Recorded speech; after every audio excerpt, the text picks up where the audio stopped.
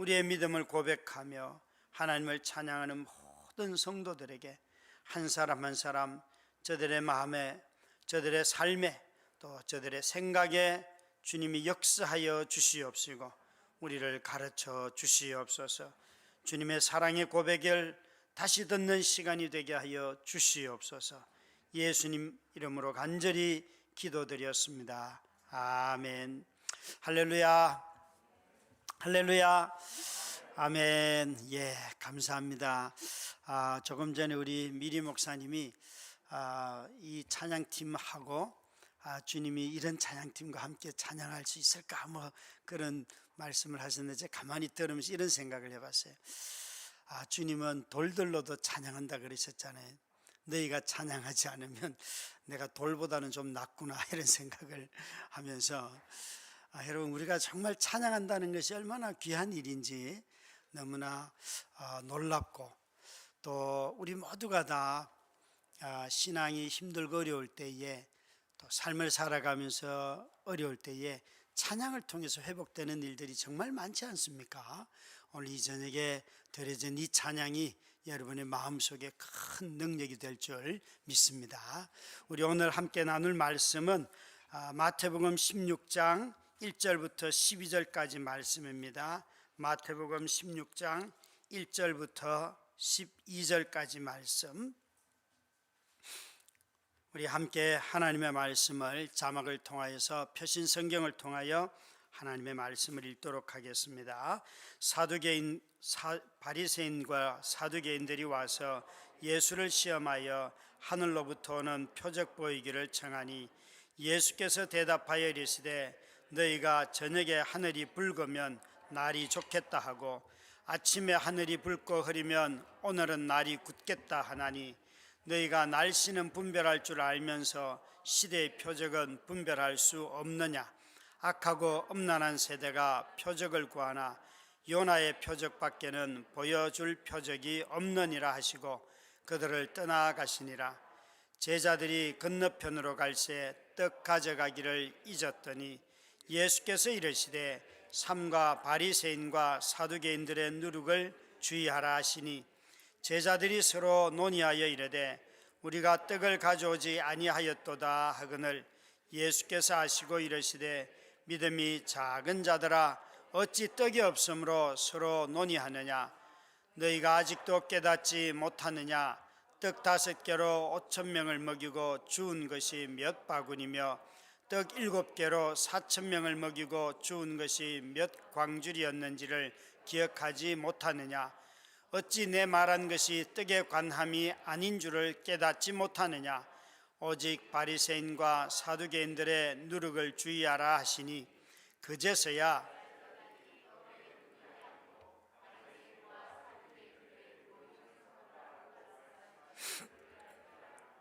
아멘. 우리는 예수님을 주라 고백하는 사람들이에요. 그런데 여러분, 누군가가 당신은 어떻게 예수를 주라고 고백하게 되었습니까? 그 근거가 뭡니까? 그러니까 내가 확신이 있는가 말고 그런 확신을 갖게 한 근거가 뭐냐고 물으면 여러분 뭐라고 대답하실래요?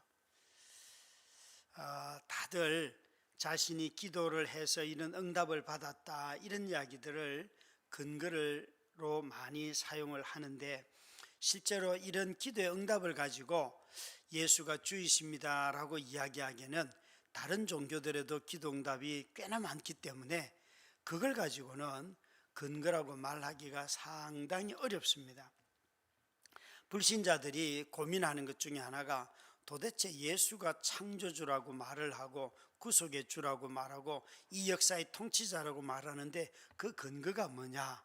이렇게 물을 때 여러분은 무엇을 가지고 이겁니다 라고 말씀을 하실 수 있겠습니까?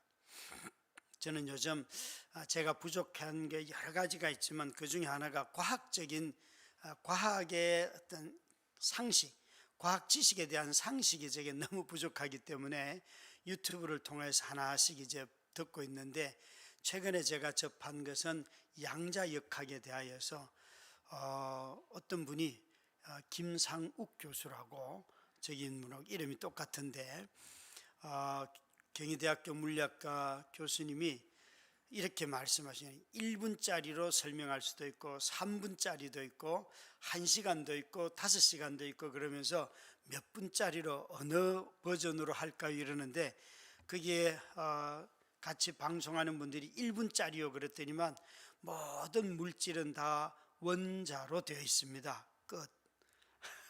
이렇게 말해요. 3분짜리로 해보세요 그랬더니만 그래서 모든 물질은 다 원자로 되어 있는데 이 원자는 항상 움직이는 겁니다. 당신이 눈을 감았다가 탁 눈을 뜨면 앞에 이렇게 사람들이 앉아 있는데 눈을 뜨기 전에 그 사람은 어디에 있었을까요? 이렇게 물어요. 이 원자는 모든 것이 운동을 하기 때문에 눈을 뜨기 전에는 원자가 움직이니까 이 앞에 없었다는 거예요. 이해가 안 되죠, 그죠? 저도 이게 무슨 소린가. 그런데 이 과학자들은 그걸 이해하는 거예요. 이해를 하고 그래서 이분이 결론을 내기를 나중에 이제 다시 몇 분으로 늘려서 이야기해 달라 그러니까 이 양자역학이 생기면서 소위 말하는 보이지 않는 영역에서 하나님은 더 이상 필요가 없어졌습니다. 모든 것이 이 원자들의 운동에 의해서 설명할 수 있는 게 되어버렸습니다. 그러면서 하나님의 존재를 부정하더라고요. 와, 굉장한, 그러니까 과학자들이 우리가 보지 못했던 영역들을 그들의 어떤 이론을 가지고 설명을 하는 거예요. 제가 지금 양자역학을 몰라서 3분짜리로밖에 이해를 못한 거예요. 그런데 이제 이걸 가지고 막 설명을 계속 하는데 이걸 이해하면 정말 지금 우리 시대의 많은 것들을 이해할 수 있는 그런 아이디어라 그럴까요? 생각을 갖게 된다는 것이죠. 저는 이분이 하는 이야기를 들으면서 정말 과학자들은 굉장히 철저하게 논증을 하는구나 하는 것과 더불어서 저런 주장을 할 때 여러분 하나님이 계신다 안 계신다를 무엇을 가지고 말을 하실 수 있겠어요? 우리 모두는 다 하나님이 계십니다라는 말들을 다 하지만 도대체 어디에서 무엇을 가지고 하나님의 존재를 우리는 확신하고 근거를 가지고 말할까? 우리 한번 생각을 해봐야 되죠. 여러분 우리 모두가 다 참 은혜 받았습니다 이런 얘기들을 많이 하잖아요. 은혜라는 말을 쓰려고 하면 반드시 등장해야 되는 말이 하나 있는데 그것은 죄라는 말이에요. 죄를 깨닫지 못하고는 은혜를 설명할 방법이 없어요. 그래서 우리 모두가 다 죽음에 대한 설명을 할 때도 그때 등장하는 게 죄예요. 이건 과학은 우리 인간이 어떻게 호흡이 끊어지고 이런 것은 의학이 설명할 수 있을 거예요. 그런데 죽음 자체는 왜 왔습니까? 라고 말한다면 물리적 현상으로 죽음의 현상은 설명할 수 있겠지만 죽음의 원인에 대해서는 분명히 밝히지 못할 것입니다. 성경은 인간이 다 죽는 이유가 죄 때문이다 하는 것은 이것은 아무리 과학이 발달해도 변하지 않지요. 그래서 죽음의 문제는 우리가 수명이 짧아서 우리가 쓰는 팔, 다리, 뼈 이런 것이 노화되어서 일어나는 현상이 아니라 죄의 문제로 인하여서 우리는 죽음에 처하게 되지요. 그런 점에서 과학은 죽음의 현상을 설명할 수는 있겠지만 결코 죽음을 이기지는 못한다 이렇게 설명드릴 수가 있습니다. 오늘 우리가 읽은 이 본문하고 본문은 예수님을 보고 사람들이 도대체 당신이 하늘로부터 온 하나님이라고 말하는데 여기 하늘로부터 온 표적을 구한다는 말은 하나님이라는 뜻이에요. 그래서 당신이 하나님으로부터 왔다고 말하는데 우리에게 하나님으로부터 왔다는 증거를 보여주십시오. 표적을 보여주십시오. 이렇게 사람들이 물었어요. 마태복음에는 3번 이 표적을 보여달라는 말씀들이 나옵니다. 12장에도 보면 이 바리새인들이 나와서 똑같이 말합니다. 표적을 보여달라. 당신이 이렇게 하나님으로부터 하늘로부터 왔다는 표적을 보여달라. 이런 이야기들을 해요.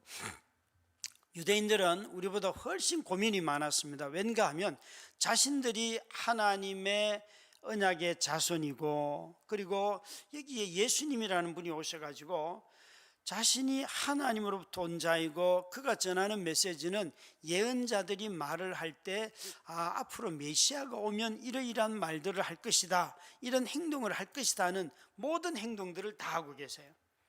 그래서 이들은 도대체 당신이 메시아라는 것을 우리가 어떻게 알겠습니까? 그 인물 중에 헷갈렸던 인물 중에 한 사람이 바로 세례 요한이에요.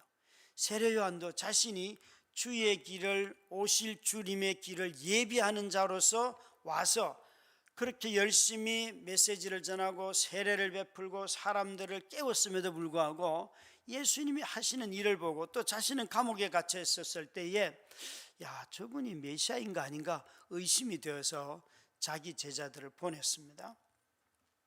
우리는 믿음이 깊은 사람들에게 이런 의심이 없는 것이 아니라 이런 의심들은 우리 삶을 살아가면서 언제든지 일어날 수 있는 일들입니다. 그래서 이렇게 세 번쯤 나타나는 표적을 구한다 하는 것을 다 보면 항상 이렇게 나타납니다. 이 표적 구하는 것이 무엇과 관련이 항상 붙어 있는가 하면 능력 베푸시는 것과 관련이 있습니다.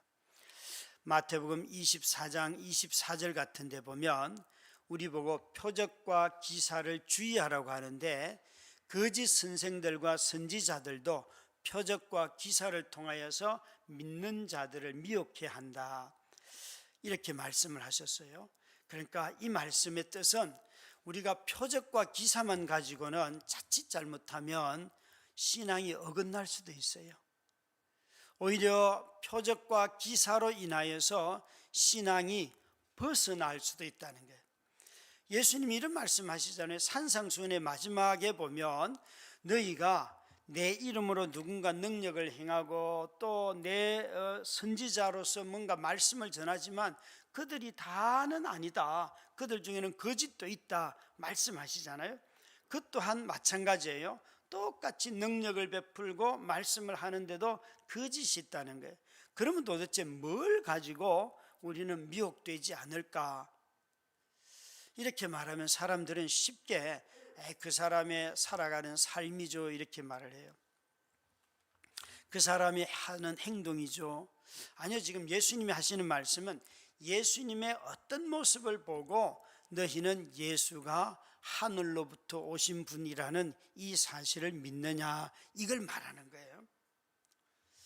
우리 어느 집사님이 어제 병문안을 갔다가, 아마 동료분 병문안을 갔다가 같이 갔던 분들하고 식사를 하셨나 봐요. 식사를 하셨는데 그 식당에 1인 1매 이렇게 적혀 있대요. 그래서 6명이 들어갔는데 한 분이 늦게 점심을 먹어서 식사를 안 하겠다고 그렇게 주문을 하면서 말을 했더니만 5그릇만 시켰더니만 물컵이 5개가 오더라는 거예요.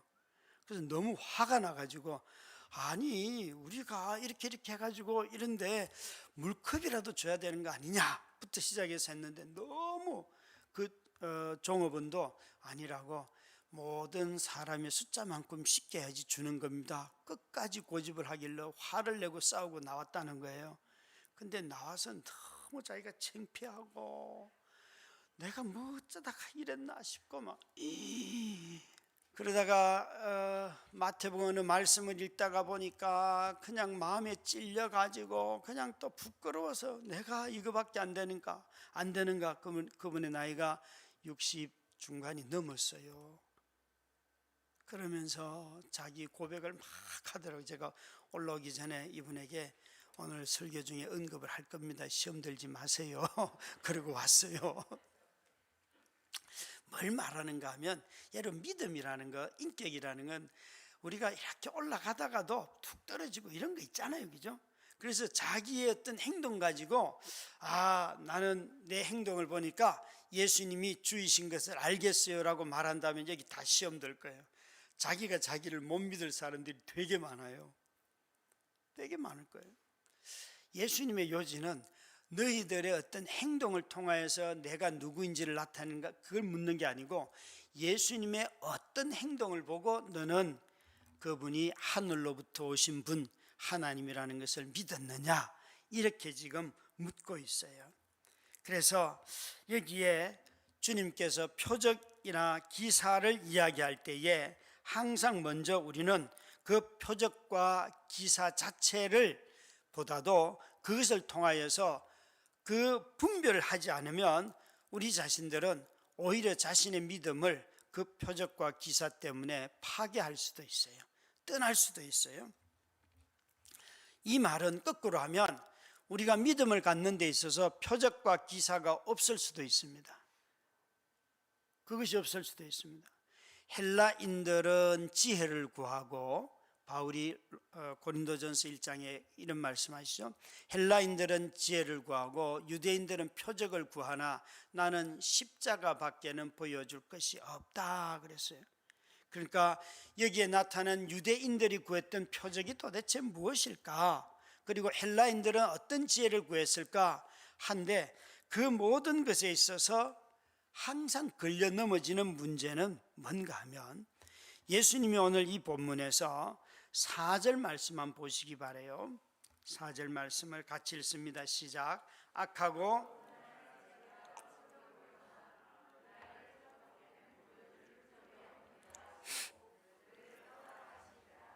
자, 여기에 표적을 구하는 사람들을 통하여서 그들에게 뭐라고 말하는가 하면, 예수님이 악하고 음란한 세대이다 이렇게 벌써 말씀을 하셨어요. 이 말씀은 대단히 중요합니다.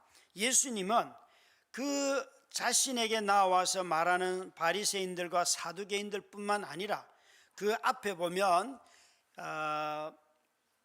벳세다 사람들이나 가버나움 사람들도, 또 예수님이 살았던 동네 사람들도, 나사렛의 사람들도 예수님이 표적과 기사와 능력을 많이 행하였는데 그들도 믿지 아니하여서 더 이상 이런 걸 행하지 아니하였더라, 이런 구절들 읽으셨잖아요. 그죠? 그러니까 예수님이 그런 모든 사람들을 다 통칭해 가지고 뭐라고 말하고 있는가 하면, 지금 예수 그리스도의 오심을 거부하는 사람들을 악하고 음란한 세대이다 이렇게 말씀하고 계세요. 여러분, 어떤 표적과 기사보다도 먼저 중요한 것은 이 표적과 기사를 통하여 드러내려고 하시는 하나님의 메시지가 더 중요합니다. 우리는 메시지를 자꾸 보려고 하지 않고 어떤 능력이 얼마나 큰 것이 나타났는가, 이걸 자꾸 이야기하려고 해요. 그러다 보니까 그 기적을 통해서 어떤 메시지를 예수님은 전했는가 하는 것을 보지 않아요. 예수님이 오셔서 가장 먼저 전한 내용은 사실 심판의 메시지예요. 예수님이 나를 믿는 자는 영생이 있고 나를 믿지 않는 자는 그는 이미 심판을 받았다. 예수 그리스도는 오셔서 하나님의 심판의 메시지를 전하는 분이셨어요. 그런데 우리는 왜 그러면 표적과 기사가 나타나도 그걸 이해 못하는가? 자기가 듣고 싶고 자기가 갖고 싶고 자기한테 이루어졌으면 하는 것을 듣기 때문에 그래요. 오늘 이 본문에도 왜 예수님이 요나의 표적밖에는 보여줄 표적이 없다라고, 이 이야기는 12장에도 동일하게 표적과 기사를 구하는 자들에게 동일하게 했던 말씀이에요. 이 요나의 표적이 뭐예요? 요나가 바다에 던져져서 죽었다, 그리고 다시 물고기가 그를 뱉어서 살았다. 이 말의 표징은 뭔가 하면 예수 그리스도도 죽으시고 부활하신다는 거예요. 근데 사람들이 이건 보지 아니하고 예수님이 계속해서 내가 죽고 다시 살아날 것이고 이야기를 아무리 해도 제자들도 안 믿었어요. 16장에서 그 사도 베드로가 예수님에게 사탄아 물러가라는 말을 들었던 이유는, 예수님이 죽는다는 메시지를 전하였을 때 베드로는 절대 이런 일은 없습니다. 여러분, 저와 여러분이 하나님의 일하시는 것을 받아들이지 못할 때가 언제인가 하면 전부 다 네가 죽어야 돼 그러면 안 받아들여요. 그 방법 말고 다른 거. 여러분, 가정이 화목하고 잘 되려고 하면 네가 죽어야 돼 이 얘기를 전해도, 아니요, 왜 내가 죽어? 나는 이렇게 성실하게 살고 있는데 제가 죽어야죠. 이렇게 다 말하지. 맞아요, 내가 죽어야 돼 이렇게 말하는 사람 없어요. 여러분, 교회가 평안하려고 하면 목사님 네가 죽어야 돼 그러면 말은 맞아요, 그런데 안 싫어요 이렇게 말한다니까요. 여러분, 내가 죽느니 차라리 사표 내고 딴 데 가겠습니다. 이런 사람들이 얼마나 많습니까, 여러분? 여러분 가만히 생각해 보면 지도자들이 못 죽는 이유는, 지도자가 죽어야지만 나라가 평안한 것은 요나가 물고기 뱃속에 들어갔다가 그 물고기가 토해야지만 되는 것처럼 예수 그리스도가 죽으시고 부활하셔야지만 죄는 다스려진다. 예수님이 오신 이유가 더 큰 기적을 행하기 위함이 아니라 죄인들을 구속하여서 하나님의 백성 만들기 위함이잖아요.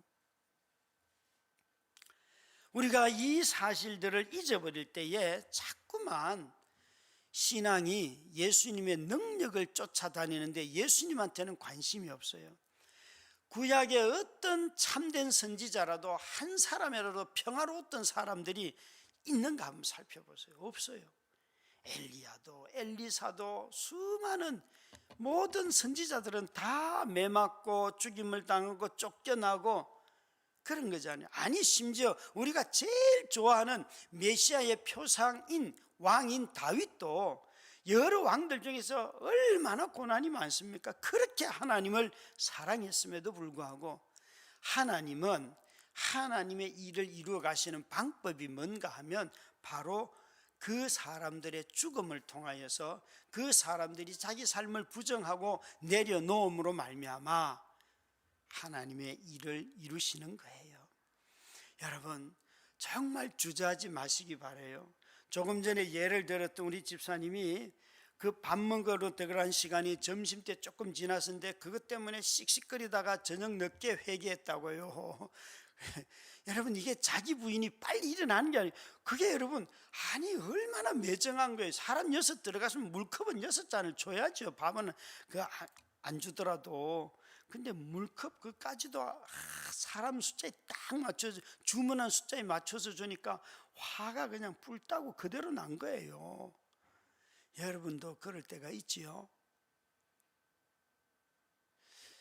또 뒤집어서 우리는 이런 표적들, 예수님이 이 요나의 표적밖에는 보여줄 것이 없다라고 하셨을 때 그런 기적과 능력이 적어서가 아니에요. 이제 16장 이후로 뒤로 가면 표적과 기사 그런 능력이 잘 나타나지 않습니다. 잘 하지 않습니다.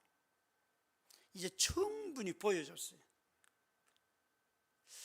우리는 예수 그리스도의 생애의 3년 동안을 봐도 첫 해 내지는 적어도 오늘 16장에 베드로가 이런 고백을 하기 전까지 주는 그리스도시요 살아계신 하나님의 아들입니다 라고 말씀하시기 전까지는 정말 능력과 표적을 참 많이 행하였어요.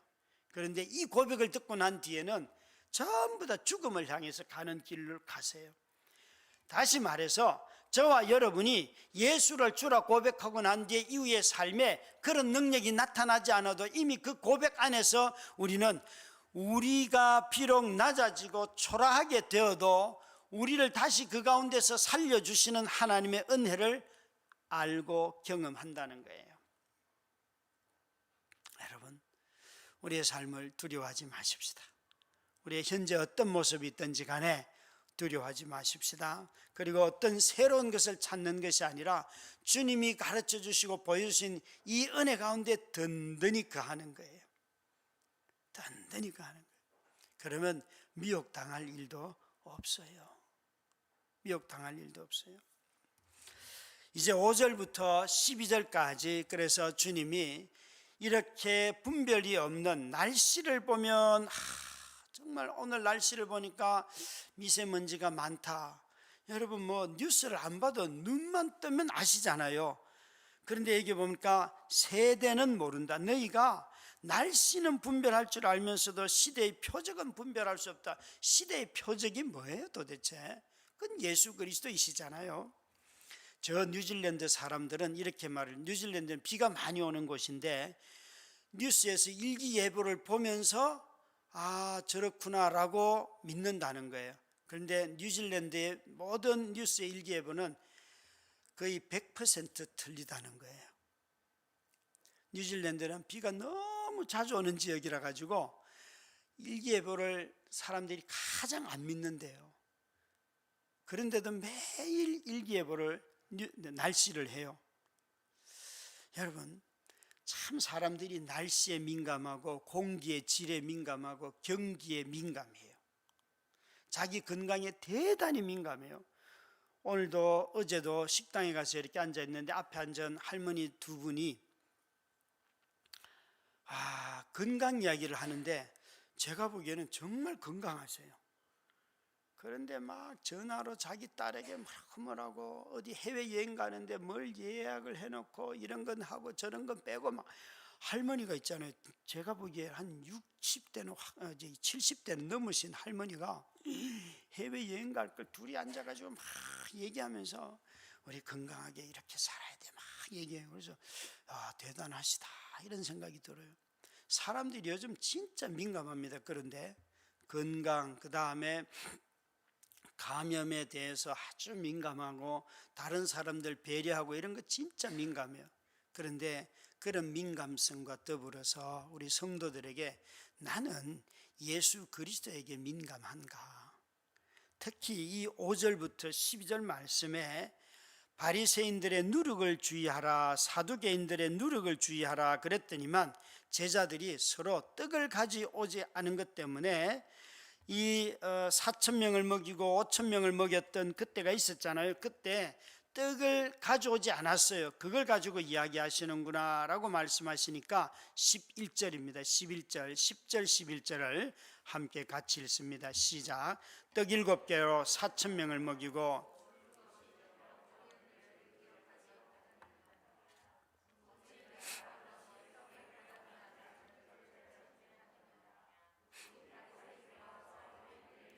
12절.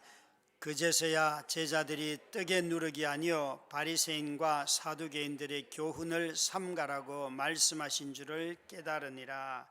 여기에 바리새인들의 교훈 또 사두개인들의 교훈, 이것이 누룩이었어요. 그런데 제자들은 떡 남은 걸 안 가져와서 우리가 혼나는구나 라고 생각했다는 거예요. 사람들은 자기가 어제 먹었어도 지금까지 먹고 살았어도 내일 먹을 것을 또 염려해요.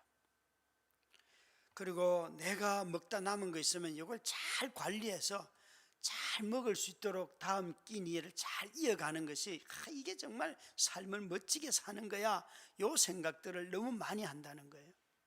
근데 주님은 지금 뭐라고 말씀하시는가 하면 너희들이 그런 방식으로 이미 먹는 걸 한번 경험해 봤는데 아무것도 없는 빈들에서도 5,000명도 먹이고 4,000명도 먹이는 걸 다 봤으면서도 지금까지 너희가 주님이 공급하셔서 먹고 살았습니다 라고 말했음에도 불구하고 그것 때문에 자기 삶을 보면서도 우리도 놀라워 하잖아요. 그죠? 내 삶을 돌아보면 주님이 이렇게까지 먹이셨구나 하는 것 때문에 얼마나 놀랍니까? 그럼에도 불구하고 또 내일을 보면서 내가 그때 이 돈을 남겨서 이렇게 썼더라면, 이런 데는 대단히 계산을 하고 통제력을 가지고 절제하면서 잘 활용하지만 정작 내가 너희들을 먹이는 자였다는 사실은 잊어버리고 있다. 여기에 여러분, 날씨는 분별할 줄 아는데 그 날씨를 지으시는 이를 무시하고 표적은 원하면서도 표적을 행하시는 분에 대해서는 주목하지도 않고, 아니 그 굶주린 광야에서 아무도 먹을 것이 없는 곳에서 물고기가 몇 마리 떡 몇 덩이 가지고도 그 많은 사람을 먹이시는 것을 이미 보았음에도 불구하고 여전히 너희들은 나를 따르면서 먹는 걱정으로 그냥 가득 차 있구나. 내가 너희에게 말하는 교훈이 뭔지를 그걸 깨달아야 되지 않느냐. 주님이 지금 그 말씀을 하세요. 여러분, 제자들처럼 우리들도 사실 말귀를 잘 못 알아들어요. 그죠? 제가 이렇게 한 달을 쭉 살다 보면 여러분들도 그러실 거라고 저는 생각하는데, 사례를 받고 난 뒤에 한 며칠까지 그래도 돈이 좀 있습니까? 며칠까지. 저도 굉장히 관리를 잘합니다, 여러분.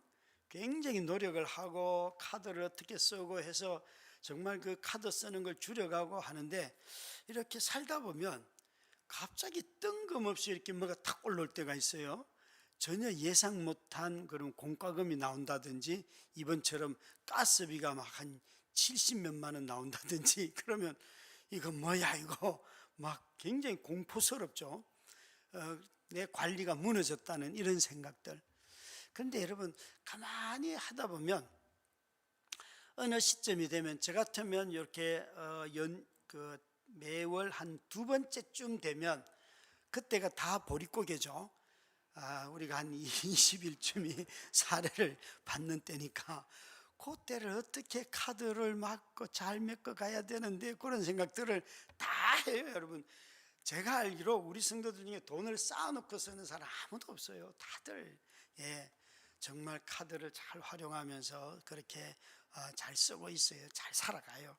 그런데 가만히 보면서, 그래, 우리가 이 통제력을 잘 기르는 것도 삶의 지혜인 건 맞는데, 내가 살아갈수록 매달 그래도 채웠고 다 메꿨고 그 큰 어려움 없이 살아왔는데, 그러면 한 번쯤은 막 사는 게 아니라 내 삶을 충실하게 살지만, 내가 하나님이 이번 달 살게 하신 거 보니까 다음 달도 살게 할 거예요, 이렇게 언제 말했는가. 아이들의 이렇게 공부하는 거 보면 애들은 공부를 걱정하지만 부모는 돈 걱정하고 있잖아요. 그렇잖아요. 그런 우리의 삶의 모습들 보지 않습니까?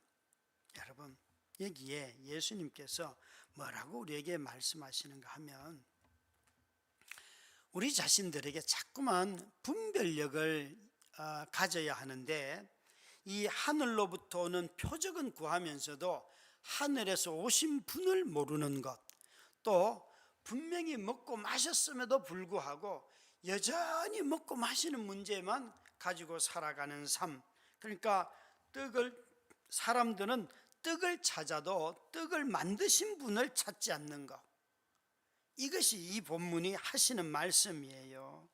여러분, 우리 모두는 이런 실수들을 자주 범합니다. 그래서 주님이 제자들에게 믿음이 작은 자들아 어찌 떡이 없으므로 서로 의논하느냐, 떡 문제가 아니라는 거예요. 떡 문제가 아니라는 거예요. 혹시 집에서 어저께 부부싸움을 했거나 자식들과 떡 문제로 혹시 싸운 분들이 있으세요? 정말 우리 이런 싸움 하기가 되게 쉽잖아요. 삶이 어려울수록 다시 한번 내가 어디에 주목하는가, 바리새인들과 사두개인들의 교훈을 삼가라고 말씀하신 줄을 깨달으니라. 바리새인들과 사두개인들의 문제가 뭐였습니까? 이 사두개인들은 부활을 믿지 않는 사람들이에요. 그래서 이들은 천국 가서 뭐 하자 이런 얘기 없어요. 사두개인들은 그 당시 이스라엘을 통치하던 로마 헬라 문화에 가장 잘 적응한 사람들이고, 또 기득권자들이에요. 이 사람들은 로마의 앞잡이 노릇을 톡톡하게 하면서 현실에서 성공한 사람, 아주 대표적인 사람들이 바로 사두개인들이에요. 그러니까 이런 사람들 눈에는 믿음으로 살고 고난당하고 이런 것은 다 우습게 여기죠. 이 땅에서 행복해야지, 그게 하나님의 살아계신 증거다, 이런 말 수없이 듣지 않습니까?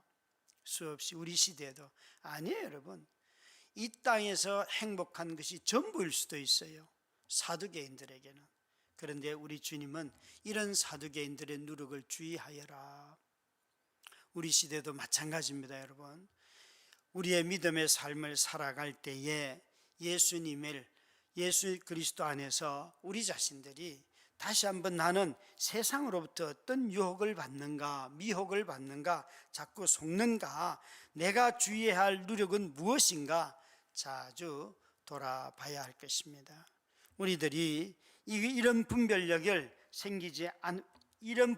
갖지 못하면, 이런 분별력이 없으면 자꾸만 교훈과 전통은 중요시하면서 예수님의 말씀을 버립니다.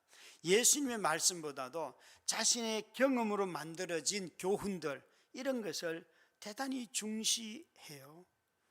여기에 예수님은 오셔서 유대 바리새인들이 예수님을 제일 거부했던 이유는 그분의 능력을 보면 귀신 들린 사람을 쫓아내고 장애인들을 고치는데 여러 각종 장애인들을 다 고쳤어요.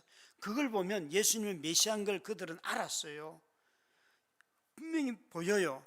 그게 이사야서나 다른 예언자들을 통해서 보이는데, 그런데 무엇 때문에 걸려 넘어졌는가 하면 예수님이 손을 안 씻고 음식을 먹거나 또 안식일을 안 지키는 것, 자기들이 만들어 놓은 그 법에 예수님 맞지가 않아요.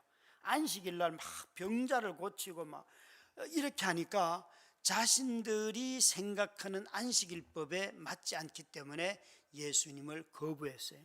두 번째로 예수님을 거부한 가장 큰 이유는 예수님이 나는 하늘로부터 온 하나님의 아들이다, 하나님이다 라고 말하였기 때문에 그 말을 아주 참남하다, 그리고 하나님을 모욕한다 하는 말로 예수를 죽였어요. 여러분, 우리가 미혹에 빠지지 않으려고 하면 예수님이 하신 말씀으로 돌아가야 됩니다. 그래서 말씀을 가지고, 예수 그리스도를 가지고 구약 성경도 해석을 해야 되고, 다시 신약 성경도 잘 주의 깊게 살펴봐야 합니다. 그래서 교훈은 빵의 문제가 아니라는 거, 빵이 없어도 먹이시는 분이 계셨고, 또 빵을 내가 잘 통제하지 아니하여도 잊어버리고 안 가지고 왔어도, 수고하여 얻지 못했어도 그분이 공급하시며 그분의 말씀이 나를 먹이고 살게 하신다는 거예요. 하나님의 말씀이 살게 하신다는 것. 어제 저는 너무 기쁜 일이 하나 있었어요. 우리 교회에서 그 공릉동 키다리 사역 기억나시죠? 키다리 부활절날 헌금을 드렸던 키다리 사역.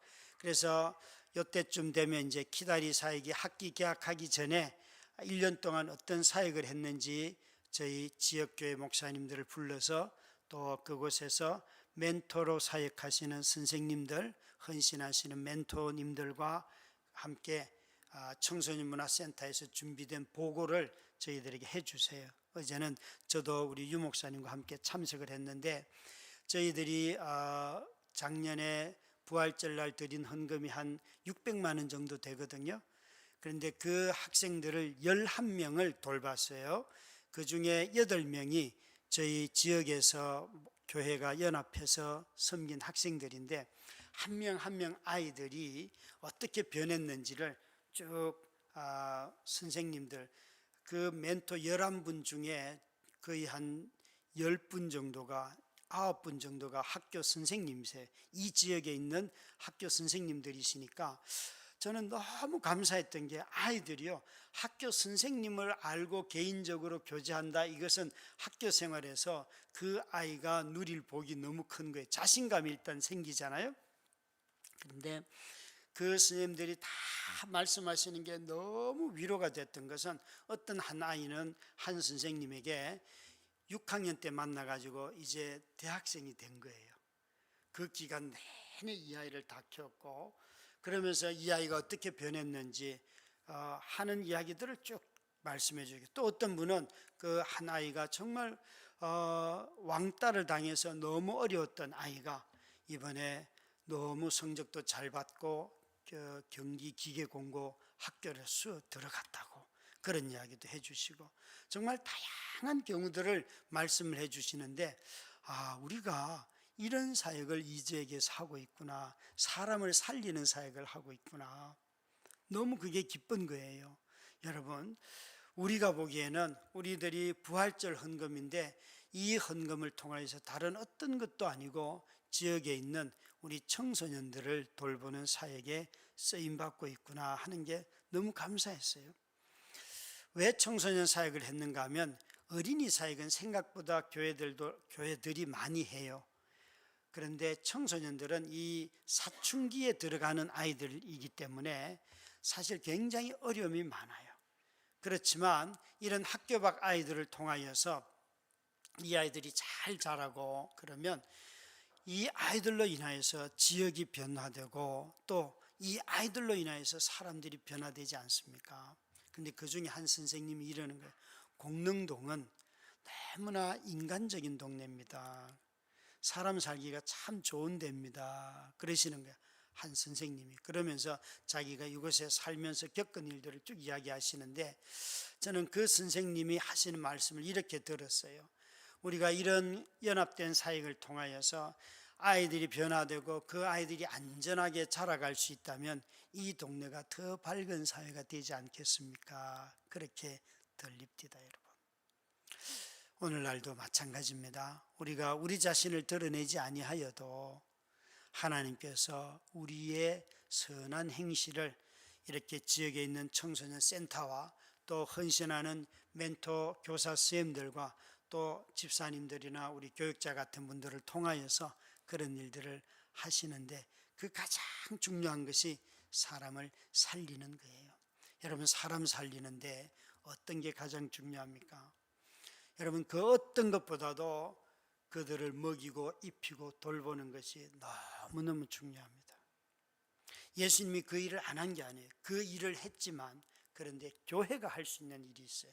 교회는 그들에게 먹을 것도 주지만 생명의 말씀도 줄 수 있는 데는 교회예요.